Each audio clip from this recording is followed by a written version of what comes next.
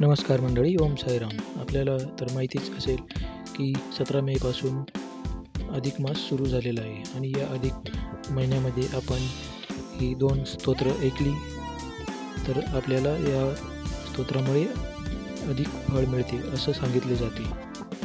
कारण हिंदू धर्मात अधिक महिन्याला पुरुषोत्तम मास म्हटलं जातं आणि हा संपूर्ण महिना भगवान श्रीहरी विष्णूंच्या सेवेसाठी अत्यंत फलदायी मानला जातो.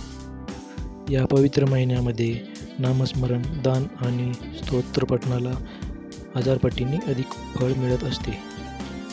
तर यामध्ये बघा, पुरुष सूक्त किंवा विष्णू सहस्रनाम या दोन्ही स्तोत्रांना आध्यात्मिक महत्त्व आहे. त्यांचे लाभ व या काळात त्यांचे श्रवण कसे करावे याविषयी चर्चा आपण आजच्या या व्हिडिओमध्ये करणार आहोत. आता या दोन्ही स्तोत्रांचे महत्त्व काय आहे ते आता आपण आधी समजून घेऊयात.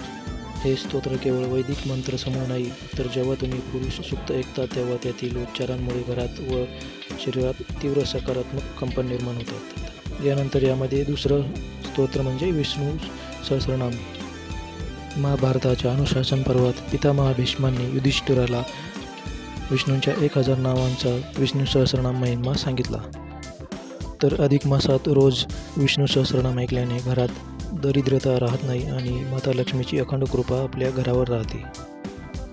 कोणते स्तोत्र ऐकणे जास्त प्रभावी ठरेल? तर दोन्ही स्तोत्र हे भगवान श्री विष्णूंचीच आहेत. दोन्हींचे फळ अफाट आहे असं म्हणतात. परंतु अधिक महिन्यात व्यावहारिक व शास्त्रीय दृष्टिकोनातून विचार केल्यास विष्णू सहस्रनाम ऐकणे किंवा म्हणणे जास्त प्रभावी आणि सुलभ मानलं जातं. कारण अधिक महिन्याचे महत्त्व सांगणाऱ्या ग्रंथांमध्ये या महिन्यात भगवान श्रीहरी विष्णूंच्या नामस्मरणाला सर्वोच्च स्थान दिले आहे. विष्णू सहस्रनामात भगवान श्रीहरी विष्णूंची 1000 नावे एकत्र येतात. सामान्य लोकांसाठी किंवा धावत्या जीवनशैलीमुळे पुरुष सूक्ताचे कठीण वैदिक उच्चार करणे किंवा समजणे अवघड जाऊ शकतं. परंतु विष्णू सहस्रनाम ऐकणे आणि त्याच्याशी जोडले जाणे अत्यंत सोपे मानले गेले. जर तुमच्याकडे वेळ नसेल तर तुम्ही सकाळी कामाला सुरुवात करताना पुरुष सूक्त लावावे. त्यामुळे घरातील ऊर्जा शुद्ध होईल आणि दुपारी किंवा संध्याकाळी विष्णू सहस्रनाम ऐकावे असं सांगितले जाते. तसं पाहता अधिक महिन्यात विष्णू सहस्रनाम किंवा पुरुष सूक्त वाचणं ऐकणं अत्यंत पुण्यकारक मानलं जातं. मनाला शांतता मिळते, सकारात्मक ऊर्जा मिळते, घरातील नकारात्मकता कमी होते, आर्थिक अडचणी आणि मानसिक तणाव दूर होण्यास मदत होते.